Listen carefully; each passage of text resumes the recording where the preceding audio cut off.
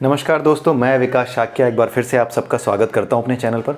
और आज हम डिस्कस करने जा रहे हैं चैप्टर नंबर 9 के वर्स नंबर 25 और 26 को। 25वें और 26वें श्लोक को हम डिस्कस करने जा रहे हैं। लेकिन हर बार की तरह इस बार भी मैं आपको बता दूं कि परा अपरा प्रकृति के 24 तत्व, प्रकृति के 3 गुण, हमारे शरीर के 5 कोश, जब तक इनके बारे में आप चैप्टर नंबर 13 और 14 की वीडियो प्लेलिस्ट में आप नहीं समझ लेते जाकर, या फिर मुंडक उपनिषद या मांडूक्य उपनिषद आपने नहीं समझा हुआ है, तो भागवत गीता के किसी भी श्लोक को समझने में आपको समस्या आएगी। इसलिए 13वें और 14वें चैप्टर की प्लेलिस्ट जाकर के सबसे पहले आप देखिए, एटलीस्ट 13वें की तो सबसे पहले देखिए ही। और इनफैक्ट ये कीजिए कि जिस सीक्वेंस में हमने बनाई है वीडियोज़, जिस सीक्वेंस में हमने वीडियोज़ अपलोड की हैं, उसी सीक्वेंस में देखते जाइए डेट वाइज, क्योंकि हमने भागवत गीता को एक स्पेशल सीक्वेंस में शुरू किया है। हमने चैप्टर 1 से लेकर के चैप्टर 18 तक की शुरुआत नहीं की है, हमने लास्ट के 6 चैप्टर पहले किए हैं। उसके बाद अब बीच के 6 चैप्टर कर रहे हैं, सबसे अंत में हम लास्ट के 6 चैप्टर करेंगे, शुरू के 6 चैप्टर करेंगे, सॉरी। तो ऐसे करके हम चल रहे हैं भागवत गीता में। तो आज उसी सीक्वेंस में चैप्टर नंबर 9 चल रहा है, क्योंकि बीच के 6 जो चैप्टर हैं, यानी चैप्टर नंबर 7 से लेकर चैप्टर नंबर 12 तक की हम स्टडी कर रहे हैं। तो आज हम चैप्टर नंबर 9 के श्लोक नंबर 25 और 26 को डिस्कस करने जा रहे हैं। तो आइए देखते हैं 25वें श्लोक में भगवान श्री कृष्ण क्या कह रहे हैं। भगवान श्री कृष्ण यहाँ पर इस श्लोक में ये बताने की कोशिश कर रहे हैं कि संगति का क्या असर होता है। इसका साइकोलॉजिकल इंपॉर्टेंस यही है हमारे रोज़मर्रा के जीवन में कि संगति का क्या असर होता है। उसके अलावा अगर इसकी जो दूसरे तरीके से सिग्निफिकेंस देखी जाए, पहले इसका अर्थ समझते हैं क्या लिखा हुआ है। भगवान श्री कृष्ण कह रहे हैं कि देवताओं की पूजा करने वाले देवताओं के बीच जन्म लेते हैं, पितरों की पूजा करने वाले पितरों के बीच जन्म लेते हैं, भूतों को पूजने वाले भूतों के बीच जन्म लेते हैं, और जो मुझे पूजते हैं वो मेरे बीच जन्म लेते हैं। ठीक है, देवताओं की पूजा। अब मैंने आपको पिछले वीडियो में बताया था कि देवता सतगुण, रजगुण और तमगुण तीनों गुणों में स्थित होकर आपकी मदद कर सकते हैं। ठीक है, जैसे एक टीचर होता है, आप उसके पास क्यों गए हो? ताकि आप उससे कोई एक सब्जेक्ट पढ़ सको, और किसी खास एग्ज़ाम को या किसी कॉम्पिटिटिव एग्ज़ाम को आपको पास करना है, तो आप उस एग्ज़ाम में पास हो सको, सफल हो सको। तो टीचर क्या करता है? टीचर आपको पढ़ाता है, सिखाता है, आप अपने टीचर के प्रति श्रद्धा रखते हैं, उससे सीखते हैं, हर क्वेश्चन, हर डाउट, आपकी हर क्रेविंग उसके सामने रखते हैं, और टीचर ये देखता है कि कितना समर्पित शिष्य है मेरा, तो वो अपना सारा ज्ञान, अपना जितना भी ज्ञान है, जितना अधिक से अधिक ज्ञान है, वो आप पर उड़ेल देता है और आपको एक सफल व्यक्ति बनने में आपकी मदद करता है। लेकिन आप अपने टीचर से क्या करते हो? वहाँ उस टीचर को छोड़कर आगे निकल जाते हो। इसका अर्थ ये नहीं कि आपने टीचर का अपमान किया, यही प्रकृति का नियम है। आप उसे छोड़कर चले गए, टीचर को अपमान नहीं किया। आपका टीचर आदरणीय है, आपके गुरु आदरणीय है, क्योंकि उन्होंने आपको आगे पहुंचाने में मदद की। दूसरा रास्ता क्या है? आप उसी गुरु के पास रह करके, जो गुरु शिक्षा दे रहे हैं, उसी गुरु के पास रह करके आप दूसरों की मदद करना शुरू करो, यानी अपने गुरु के स्वभाव को प्राप्त कर लो, उनकी गुरु शिष्य परंपरा में, उनके बाद आप गुरु बन जाओ। ठीक है, तो ये जो तरीका होता है, ठीक इसी तरीके से ये कॉन्सेप्ट समझाया गया है कि देवताओं की पूजा करने वाले देवताओं के बीच जन्म क्यों लेते हैं। मान लीजिए आप भगवान शिव के ही पुजारी हैं, ठीक है, और भगवान शिव की जो ये शक्ति है जिससे वो आराधना करते हैं, आध्यात्मिक जीवन में रहते हैं और मेडिटेशन करते हैं, सदियों उनकी तपस्या चलती है। अगर आप वो मेडिटेशन, वो बेसिक ज्ञान मेडिटेशन का, और उस मेडिटेशन के माध्यम से आप जानना चाहते हैं परमात्मा को, या आप उस मेडिटेशन को जीना चाहते हैं, आप उस ज्ञान को जीना चाहते हैं, तो आप शिव जी की पूजा करते हो, आप उनके प्रति समर्पित हो जाते हो, उनके स्वभाव के प्रति समर्पित हो जाते हो। ठीक है, जब आप उनके स्वभाव के प्रति समर्पित हो जाते हो, यानी देवताओं के स्वभाव के प्रति समर्पित हो जाते हो, तो आप उन्हीं के बीच रहने लगते हो। यानी जब आपका शरीर समाप्त होगा और आपकी मन की वासनाएं देवता की ओर, एक अपने इष्ट देव की ओर होने की वजह से आपकी मन की वासनाएं इस सांसारिक जीवन में नहीं रह जाएंगी। भाई सांसारिक जीवन में आप घोड़ा गाड़ी ये सब छोड़ दोगे, फिर आपकी सारी की सारी जो भावना है वो किसके प्रति समर्पित है? भगवान शिव के प्रति या माता दुर्गा के प्रति। तो जिसके प्रति समर्पित है, उसके प्रति समर्पित होने के बाद आपकी ये चीज़ें यहाँ नहीं रह जाएंगी। लेकिन आप जब ये नहीं रह जाएंगी, वासनाएं नहीं रह जाएंगी, तो जिसके प्रति समर्पित हो, जिस लोक को, यानी शिव के लोक को या माता दुर्गा के लोक को, जिसके भी लोक को जाने लायक हो, जिस लेवल तक ऊपर उठने लायक हो, आप उस लेवल पे पहुंच जाओगे संगति की वजह से। यानी जिसके प्रति समर्पित हो आप उसी के प्रति, अगर वहीं पर रुकना चाहते हो तो आप वहीं पर रुक जाओगे, वहीं पर चले जाओगे। तो देवताओं की पूजा करने वाले, यानी देवताओं को ही सब कुछ मानने वाले, देवताओं के बीच जन्म लेते हैं। पितरों को पूजने वाले, जैसे देवता का लोक होता है उसी तरीके से पितृलोक होता है, जहाँ हमारे पुरखे रहते हैं। ठीक है, जिनके जीवन का, या जिनका जीवन जो समाप्त होने के बाद उनको अभी नया जीवन नहीं मिला है, वो वहाँ पर एक खास लोक में, एक अच्छी जगह पर रह रहे हैं। देवताओं से थोड़ा सा वैसा माना जाता है कि हाँ देवताओं के लोक से एक थोड़ा सा वैसा ही लोक, जहाँ पे सुख है, यहाँ की तरह भसड़ नहीं है, यहाँ की तरह परेशानियाँ नहीं हैं, शांति है, सुख है, ऐसे लोक में अच्छे लोग, हमारे अच्छे पुरखे वहाँ जाकर रह रहे होते हैं जब तक कि उन्हें एक नया शरीर मिलने लायक समय नहीं आ जाता। तो पितरों को पूजने वाले यानी पितृपक्ष में दान करने वाले या इस तरीके से जो लोग करते हैं वो अपने पितरों के बीच जन्म लेते हैं। जो अपने पितरों को ही सब कुछ मानते हैं, पितरों के प्रति समर्पित हैं, वो पितरों के ही बीच जाकर रहने लगते हैं। भूतों को पूजने वाले भूत प्रेतों के बीच जन्म लेते हैं। जो भूत प्रेतों की पूजा करते हैं, काला जादू करते हैं। कई बार आपने सुना होगा कि जो काला जादू करता था उसको किसी काली शक्ति नहीं मार दिया। तो जो लोग काली शक्तियों की पूजा करते हैं, भूत प्रेतों की पूजा करते हैं, बलि देते हैं, मक्कारी करते हैं, किसी अपने बच्चे को बचाने के लिए किसी ने कह दिया दूसरे की बच्ची के बलि दे दो, काला जादू कर दो, इस तरह की जो हरकतें करते हैं वो सारे लोग क्या होते हैं, भूतों को पूजने वाले जैसे लोग भूतों के बीच जन्म लेते हैं। अब आप देखिए कि हिंदू धर्म में किस तरीके से बदनाम करने की कोशिश की जाती है कि हिंदू धर्म में देखो कितना पाखंड है, बलि दी जा रही, ये दी जा रही। यहाँ पर साफ साफ भर्त्सना की गई है कि इनके साथ क्या होगा।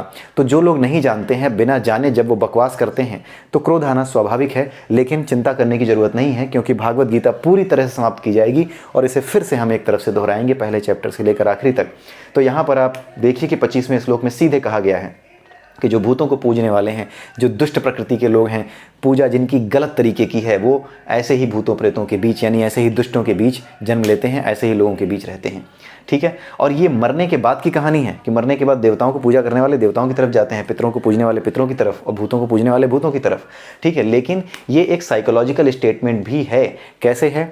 अगर आप किसी दुष्ट आदमी का साथ पकड़ लेते हैं, कोई ऐसा दोस्त है आपको जो बड़ा नीच है और आप उसको रोक नहीं पाते, आपकी सलाह भी नहीं मानता, वो गलतियां किए जा रहा है, आप उसके साथ लगे हो, किसी न किसी दिन उसके प्रति समर्पित होने की वजह से, उसके प्रति आपका प्रेम भाव होने की वजह से आप एक दिन गलती कर बैठोगे। हो सकता है आपसे गलती हो जाए। समर्पण की भावना है ये, समर्पण की भावना यहाँ बताई गई है। और समर्पण की भावना अगर गलत व्यक्ति के प्रति है तो आपको नीचे गिरा देगी, यही समझाने का प्रयास यहाँ किया गया है।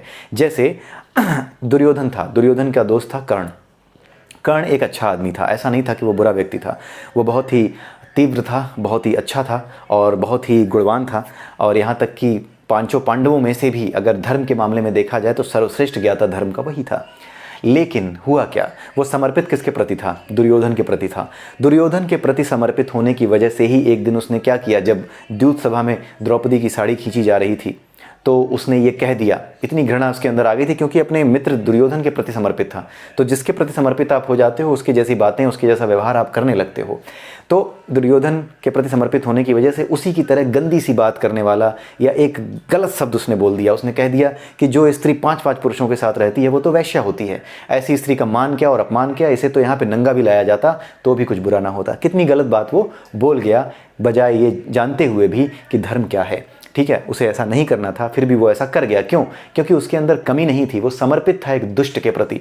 एक दुष्ट के प्रति समर्पण ने उसे थोड़े समय के लिए दुष्ट बना दिया था। और ये हमेशा होता है, इसीलिए किसी दुष्ट व्यक्ति के प्रति समर्पित मत होइए। जब भी समर्पण होना है, किसके लिए होना है?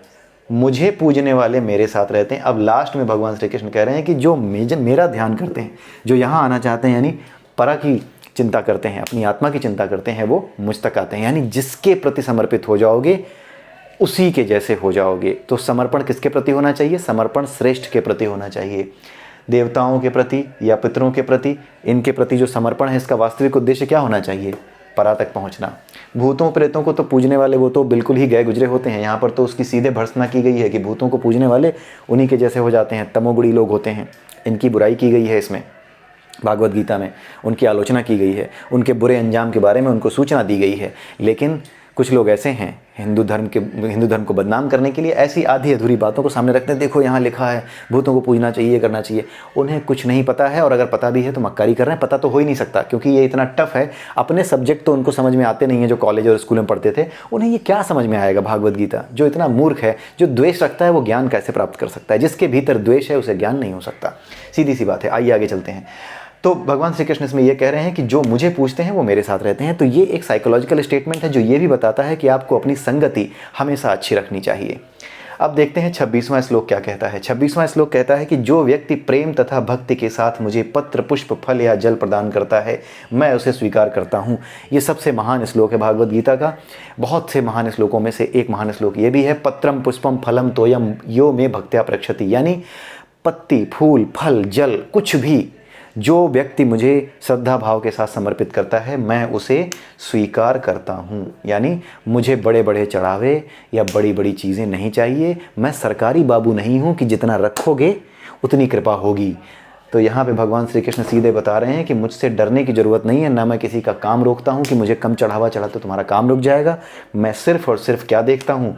भक्ति देखता हूँ, आपकी श्रद्धा देखता हूँ और आपके कर्मों के अनुसार आपके फल ये अपरा प्रकृति आपको स्वयं देती है। तो कर्म और भक्ति के अतिरिक्त ईश्वर और कुछ नहीं देखता।